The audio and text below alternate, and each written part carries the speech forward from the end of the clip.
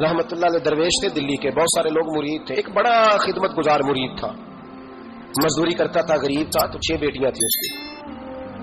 حضرت صاحب کے پاس روز آ کے کہتا حضور بچیوں کے لیے دعا کرے، اللہ کوئی اسباب پیدا کر دے، ایک بچی کی شادی کا خرچہ 1000 دینار ہے اور میں غریب ہوں۔ حضرت صاحب دعا کر دیتے۔ خانقاہ شریف کے تھوڑے ہی فاصلے پر حضرت جہاں بیٹھ کے مریدوں کی تربیت کرتے تھے، اس سے تھوڑا ہی فاصلے پر نا ایک عیسائی رہتا تھا، بڑا مالدار تھا، بڑی سارے اونٹ گائیں بھیڑ بکریاں رکھی ہوئی تھی، اور حضرت شرف الدین رحمت اللہ علیہ کی بڑی مخالفت کرتا تھا۔ اور یہ جو آپ کا غریب مرید تھا، یہ اس کا پڑوسی تھا، ایک دن بلا کے نا ان کو کہنے لگا کہ تو کدھر جا کے جو ہے وہ ٹکرے مار رہا ہے، وہاں سے کچھ نہیں ملنے والا، وہ تجھے کیا دیں گے جن کی خانقاہ خود چندے پہ چلتی ہے، مدرسہ چندے پہ چلتا ہے، مسجد چندے پہ چلتی ہے، تیری بیٹی کا معاملہ کہاں حل ہوگا؟ تو اس درویش نے کہا کہ تو میرے پیر کو نہیں جانتا، تو مجھے میرا محبوب نہیں ڈٹھا، تو پتہ نہیں نا، تو اس رستے کا مسافر نہیں، تو نہیں جانتا، ان کا بس چلے نا تو وہ ہر قیمت میں میری بیٹیوں کی شادی کرا دے۔ اب وہ عیسائی تھا، کہنے لگا اچھا چلو ٹھیک ہے، اگر اتنی بات ہے نا تو جاؤ ان سے جا کے کہہ دو کہ 6 سال کے لیے میرے ساتھ معاہدہ کر لیں، تو میرے جانوروں کو چارہ ڈال دیا کرے، 6 سال ڈیوٹی کرے، میں 6000 دینار دے دیتا ہوں۔ وہ میرے ساتھ 6 سال میرے جانوروں کو چارہ ڈالے رکھتے ہیں نا آپ، چارہ ڈالنے کے لیے ایڈوانس پیسے دے کے، اب تو لوگ انہیں بھی غلام ہی بنا لیتے ہیں، بڑی تھوڑی تنخواہ دیتے ہیں، ظلم کرتے ہیں، پورا معاوضہ نہیں دیتے۔ حضرت شیخ شرف الدین کے بارے میں وہ کہنے لگا جو اپنے پیر سے جا کے کہا کہ میرے جانوروں کو 6 سال چارہ ڈالے، میں 6000 دے دیتا ہوں، تو جو کہتا ہے ہر قیمت پہ جانے کو تیار ہے۔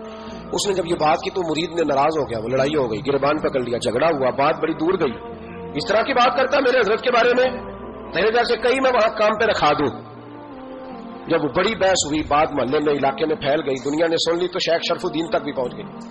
اس طرح جھگڑا ہوا ہے، لوگ سو گئے عشاء کی نماز کے بعد، حضرت صاحب نے نا سر پہ کپڑا لیا، اس عیسائی کے دروازے پہ دستک دی، وہ باہر آیا، فرمانے لگے لوگ تو سوچ سمجھ کے ملازم رکھتے ہیں، تو نے بھی تو سوچ ہی لیا ہوگا، تبھی تو مجھے آفر کی ہے، تو اپنی آفر پہ قائم ہے، واقعی مجھے رکھ لے گا اور 6000 دینار دے دے گا؟ کہنے لگا جا بابا کام کر اپنا۔ فرمایا نہیں، تو نے اتنے لوگوں میں بات کی، اتنی بحث ہوئی، تو قائم ہے؟ کہنے لگا میں تو قائم ہوں، پر آپ نے نہیں قائم رہنا۔ فرمایا میں سوچ سمجھ کے آیا ہوں۔ اس نے کہا آپ ڈیوٹی کریں گے، بحثوں کو چارہ ڈالیں گے؟ فرمایا ایک شرط، بس جب اذان ہو جائے نا تو مجھے رب کی نماز پڑھنے کی اجازت دے دینا، باقی صبح شام جو تو کہے گا۔ اگر اس غریب کی بیٹیاں بیائی جائیں تو مجھے اور کیا چاہیے، اس کی 6 بیٹیوں کا بوجھ ہے اس کے سر پہ، تو مجھے رکھ لے۔ اللہ اکبر۔ وہ کہنے لگا چلے پہ میرے ساتھ خط بندگی کر لیں، آج کل ہم اس کام کرتے ہیں، اس زمانے میں خط بندگی ہوتا تھا، غلامی کا خط، قاضی شہر کے پاس، یعنی اس کا خیال تھا کہ چلو اس کام کی بات کروں گا تو بھاگ جائیں گے۔ فرمایا چل میں تیار ہوں۔ قاضی تک گئے، طے ہو گیا، 6000 دینار دے دیے۔ حضرت نے مرید کو بلایا، فرمایا پتر یہ لے جا میری بیٹیوں کو روانہ کر دے۔ کہنے لگا حضور یہ کیا کر رہے ہو آپ، کچھ سوچیں۔ فرمایا یار جب تجھے بیٹا بنا لیا تو پھر میری پوتیاں تو لگتی ہیں نا، میرا حق تو بنتا ہے نا، جا کے ڈیوٹی کر، ان کو بیاہ دے۔ بات پھیل گئی، بادشاہ بھی عقیدت مند تھا، وہ 12000 دینار لے کے پہنچا۔ کیا بتاؤں ان رب کے بندوں کا دل کیسا ہوتا ہے، کیا درد ہوتا ہے، کیا رنگ۔ 12000 دینار لے کے بادشاہ آیا اور آ کے حضرت کو پیش کیے کہ حضور آپ دیں اس عیسائی کو ڈبل دیں اور جائیں کام کریں۔ آپ فرمانے لگے تو پیسے دے، شرطیں نہ لگا، میرا جہاں دل کرے گا میں خرچ کروں گا، مجھے تو مزہ ہی اب آنے لگا ہے، ابھی تو لطف آ رہا ہے، ابھی تو ذائقہ آیا ہے کچھ کرنے کا، پیسے دینے ہیں تو دے، پابندی نہ لگا، جہاں میرا دل کرے گا میں۔ اس نے کہا حضور ٹھیک ہے رکھ لیں۔ حضرت نے فجر مسجد میں پڑھی، جیب میں 12000 دینار تھے، اعلان فرمایا بھی کسی اور کی بیٹی بھی بیٹھی ہے تو پیسے میرے پاس ہے۔ وہ 12000 دینار بھی بانٹ دیا، اور 12000 دینار بانٹ کے نا تو پھر چلے گئے کھیت میں چارہ کاٹنے۔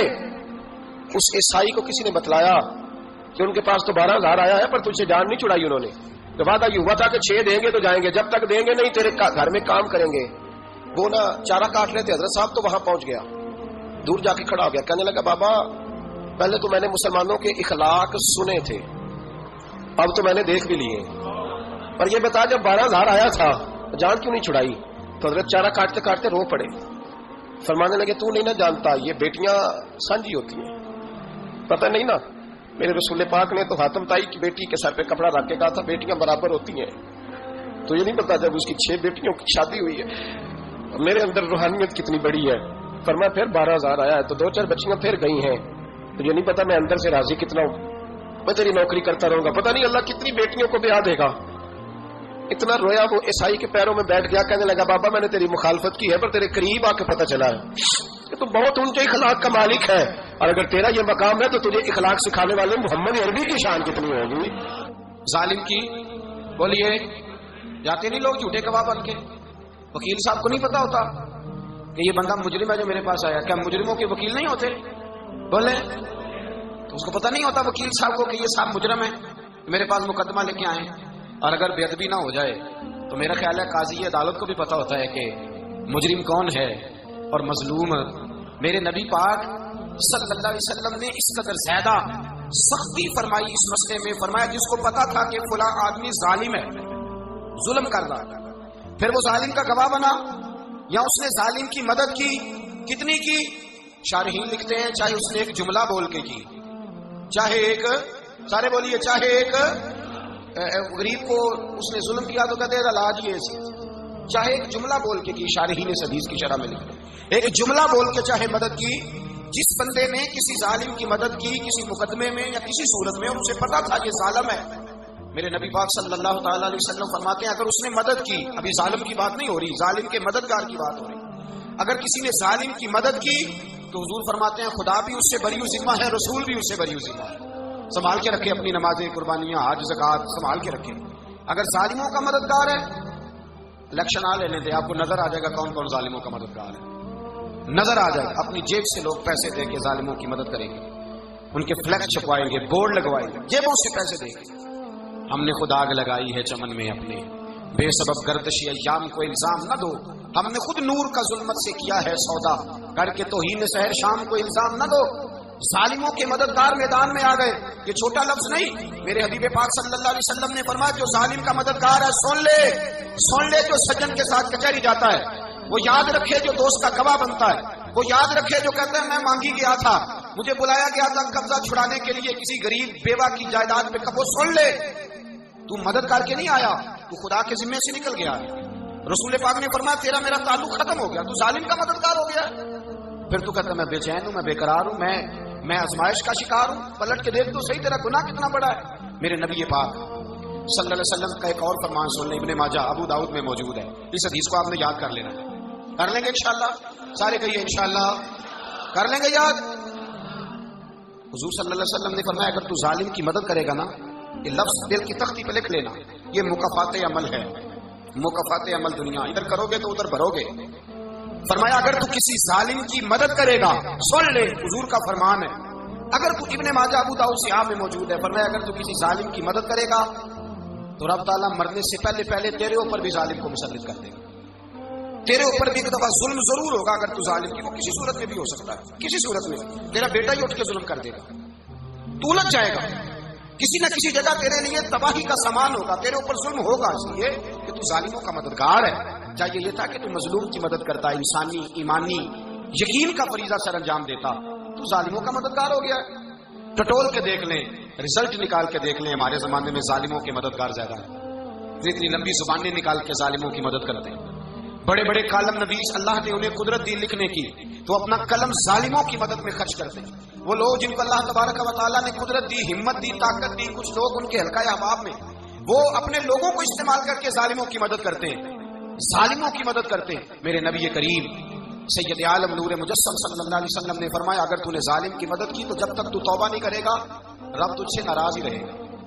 اللہ تجھ سے, او بھائی جس سے رب بھی ناراض ہو گیا, نہ کھانا نہ پینا نہ سونا نہ جاگنا نہ نیند, پھر تیری ہر چیز تیرے لیے آزمائش ہو جائے گی, پھر تیرا سایہ بھی تیرے لیے خوف کا سامان بنے گا, پھر زندگی جیتی جاگتی لاش بن جائے گی, تو اپنے کندھوں پر اپنی میت اٹھائے پھرے گا جب تو ظالم کا مددگار ہوگا.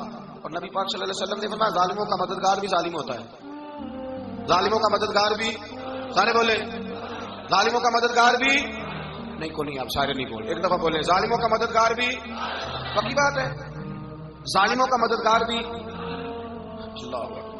جس کا یارانہ ہو, جس کا دوستانہ ہو, جو کہے میں نے نا اس کو اوکھے ویلے کے لیے ظالم کو یاد رکھا ہوا ہے. کبھی مشکل میں رکھے نہیں ہوئے لوگوں نے ظالم دوست, کہتے میں نے رکھے ہوئے ہیں, بلکہ ہمارے دیہات میں تو کہتے ہیں میں نے بازو بنائے ہوئے ہیں. کس کو بازو بنا لیا؟ ظالم بھی کبھی بازو ہوتا ہے, جو ظلم کی تلوار لیے میدان میں کھڑا ہے. قارون, حامان, فرعون, نمرود کا حال نہیں لوگوں نے دیکھا؟ اپنے زمانے میں آپ نے کتنے لوگ نہیں دیکھے جن کے سائے سے, آواز سے لوگ کامتے تھے, پھر پولیس کی گاڑیوں میں وہ اس طرح مردہ پڑے کہ دنیا نے تماشا دیکھا ان کا. یہ رنگ ہم نے دیکھے نہیں اپنی آنکھوں سے. فرمایا ظالم کا مددگار بھی, جو کار میں بٹھا کے لے کے گیا وہ بھی ظالم, جس نے چائے پلائی وہ بھی جس شخص نے کھانا کھلایا وہ بھی، جو کچہری تک ساتھ گیا وہ بھی، جس نے فلیکس کے نیچے بڑے شرابی کے نیچے چھوٹی اپنی فوٹو لگائی وہ بھی، جو ووٹ کی پرچی ڈالنے گیا وہ بھی۔ کہہ دینا بات نکل کے کہ حضرت صاحب نے سیاسی تقریر کی ہے، کہہ دینا، پر بات تو سچی ہے نا۔ خو کرے ہم تو سے تھوڑا سا گلا بھی سن لیں، خو کرے ہم تو سے تھوڑا سا بھی گلا۔ امام مالک کے پاس ایک بندہ آیا، اس نے کہا حضور میں درزی ہوں، ایک ظالم بادشاہ مجھ سے کپڑے سلواتا ہے، میں تو ظالموں کا مددگار نہیں نا۔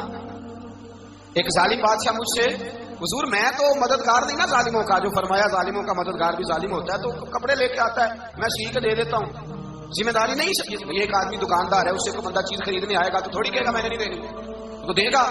کوئی بندہ اگر کسی شخص سے کوئی کام کہتا ہے جو اس کی فیلڈ ہے، اس کا شعبہ ہے، اس کا معاش کا وہ سلسلہ ہے، کہتے ہیں یا رسول اللہ صلی اللہ علیہ وسلم ظالموں کا مددگار بھی ظالم، حضور نے فرما دیا۔ تو امام مالک سے بندے نے مسئلہ پوچھا، دل کی تختی پہ لکھنے والی باتیں ہیں، کہا حضور میں درزی ہوں، ظالم کپڑے سلواتے ہیں، میں تو مددگار نہیں نا۔ امام صاحب کہنے لگے نہیں، مددگار تو وہ ہوگا جو تجھے سوئی دھاگا فراہم کرے گا، تو پورے کپڑے سی کے دیتا ہے، تو خود بہت بڑا ظالم ہے، تو پورے سوٹ سی کے دیتا ہے، تو بہت بڑا ظالم خود ہے۔ مددگار تو وہ ہوگا جو تجھے دھاگا دے گا، جو تجھے بٹن دے گا، جو تجھے نلکی دے گا، جو ظالم سے اتنی نفرت ظلم کر کے بندہ ہے۔ یہاں تو ہمارے زمانے میں ہیرو بن جاتے ہیں لوگ، ظالم ہیرو ہے، لوگ اس سے ڈرتے پھرتے ہیں، گھومتے پھرتے ہیں، اور بہت سارے کم مزاج لوگ اس کے پیچھے ہاتھ باندھ کے پھرتے ہیں۔ ظالموں کی مدد کرنا، ظالموں کے ساتھ رہنا، یہ ظلم ہے، ظلم، یہ زیادتی ہے۔ میرے نبی پاک صلی اللہ تعالی علیہ وآلہ وسلم نے ارشاد فرمایا، یاد رکھو رب فرماتا ہے میں مظلوم کی مدد ضرور کروں گا، چاہے جلدی کروں چاہے دیر سے کروں، میں مظلوم کی مدد۔ اور حضور صلی اللہ علیہ وسلم نے فرمایا ہے، حضرت معاذ بن جبل کہتے ہیں حضور نے مجھے یمن کا گورنر بنایا، جب میں جانے لگا نا تو حضور نے بڑی نصیحتیں کی، بخاری میں موجود ہے، فرماتے ہیں جب میں پلٹنے لگا تو میرے رسول نے فرمایا معاذ ایک منٹ ٹھہر جا، ایک بات میری یاد رکھنا، اس کو نہ بھولنا۔ کہ حضور کیا؟ فرمایا دیکھنا کسی پہ ظلم نہ کر بیٹھنا، کہیں تجھ سے زیادتی نہ ہو جائے۔ محبوبہ پھر حضور نے فرمایا سن میرے معاذ، میں تجھے گورنر بنا رہا ہوں، زیادتی نہ کر بیٹھنا۔ یا رسول اللہ صلی اللہ علیہ وسلم کیا ہوتا ہے؟ تو میرے کریم نے فرمایا جب مظلوم دعا کے لیے ہاتھ اٹھاتا ہے تو عرش کا مالک کہتا ہے فرشتوں پیچھے ہٹ جاؤ، عرش کا مالک کہتا ہے فرشتوں پیچھے ہٹ جاؤ۔